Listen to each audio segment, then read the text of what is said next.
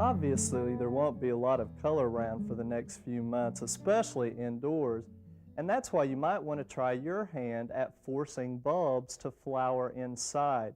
And we're here in a garden center, and I want to show you some of the different choices that you have and give you a few pointers on how to do this. And again, remember, this is a great project to involve the kids with, especially during the winter months when there's not a lot to do outside. But some of the easiest varieties to use are here on the display counter, and probably the easiest one to use is the Narcissus, which is paper whites, is one of the favorite varieties, and that's what we've got here as a display. But again, that's paper white Narcissus, and then there's also Grand Soleil d'Or, which is another type of Narcissus, and it's just a yellow color. And we've got good selections this time still in most of the garden centers. Now, another easy one to do is the Hyacinth.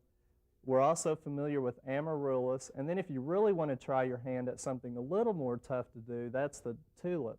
So remember, any of those types of varieties are easy to use. Now let me show you some of the containers here that you can do the forcing in. The first one we have is just a glass that's filled with water. We've got a hyacinth bulb, and you'll see some of the roots starting to come out. Again, you'll see different kinds of glass vases. Again, the sky's the limit as to what you would use, but that's just one example. The next way you can force bulbs is obviously in containers, but there's different ways that you would incorporate the bulbs with the media. This one is actually planted right in gravel, and it's kind of like a hydroponic system with water, and you can see some gravel displayed here too. You usually want to use finer gravel, pea gravel, or just as small as you can get. So really the roots are growing right into the gravel and the water, and you'd obviously have to watch your watering very closely with this type of method. And down here on the floor is the third method I want to show you. And again, remember, this was a paper white Narcissus, and these are three different pots. They're just a standard plastic containers, and they're planted in just a light soilless mix that's sterilized. And you can see they're pretty tall, and they've got them arranged in a basket where it really looks nice and gives a lot of mass to it. Now let's go over here and let me show you some ways that you can do this, and again involve the kids. The first thing you want to do obviously is select bulbs and the type of variety. Now the thing you want to remember is this time of year you may be able to find some specials on bulbs and get them a little cheaper, but you don't really want to salvage or waste a lot of time in doing that. Go for the biggest bulbs, because those are the ones that are going to give you the biggest flower.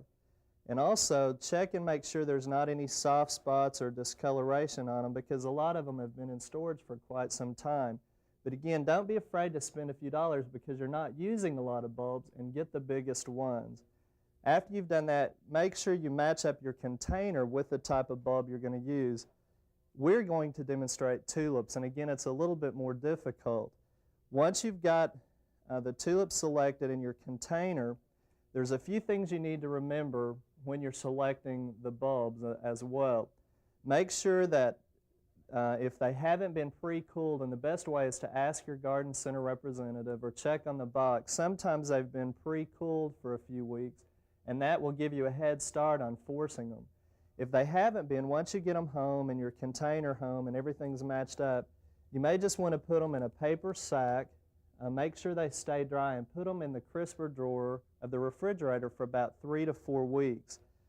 Make sure that you avoid any contact with apples or things like that, because it can actually initiate and force them to start growing a little bit too quick. But they need about 3 to 4 weeks. Check and make sure they're not too moist. And if you see any roots starting to initiate, go ahead and take them out and pot them up at that time. But that gives you a head start on the cooling. Now, after we've had them in for 3 to 4 weeks, we're going to go ahead and pot them, and they still need some cooling. Now, when you're selecting a pot, you can get some with holes in them, and obviously that won't work with the gravel method where you're going to have water. It's okay for the soil, but you still want to make sure it can drain, and you may need to put some screen over the bottom of those holes depending on how big, or I've seen some people put buttons over them where they'll still allow a little bit of drainage too. You'll need it in a container to catch the excess water, but once it's water, remember to pour this out so it doesn't stand in water too long. We're going to use some pottery here that's actually been made in still water, And we're going to use a sterilized mix that's real light. And this particular one is a mix that has some vermiculite and perlite, some pine bark, and peat moss. And we're going to put in about 1 inch or 2 inches on the bottom, just enough for the roots to be able to grow into the soil. And then once you've done that on your tulips, you want them pretty much emerge the tip, and you're putting the pointed end up, and you just place them in there and arrange them. And it doesn't hurt even to set them pretty closely. Now we're putting in 6 of our tulip bulbs, and you can see I've got them set in there just enough so they'll remain up. Then we're going to cover them with some soil, and we're just sprinkling that over the top. And the tips really should be emerged from the soil, and so we're going to work that around, and you can see we've got the tips showing. Now they still need approximately 12 to 15 weeks depending on how cool they've been at this point. Now we're going to water them in, and we'll have to monitor the watering, but you need to put them in a garage or a dark place of the house where it's cool, or even outside if the temperatures don't get below freezing. And they need about 32, 33, even up to 50 degrees is fine during this time period. Now you'll need to watch them. If they get too much light and it gets too warm, they'll start the shoot elongation and they'll be too spindly for you. So watch them, try to keep them as prolonged as you can. Once the shoots do start coming up and get about 3 or 4 inches, start getting them gradually more exposed to the light, and that way they'll get good and sturdy for you. And once the flower bud starts, pull them away from the direct light so you don't cause it to fade out, and the flower will last longer. But again, it's still anywhere from 12 to 15 weeks from this stage of cooling. But the reason for that is during the cooling, the roots will still initiate and grow, and that's what's needed to cause it to flower. So this is a great thing. Just remember to watch your watering depending on what container.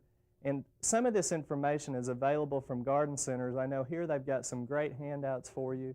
You can get it at your county extension office. And if you start at this time of year, you'll probably get some good flowers in time for Valentine's Day.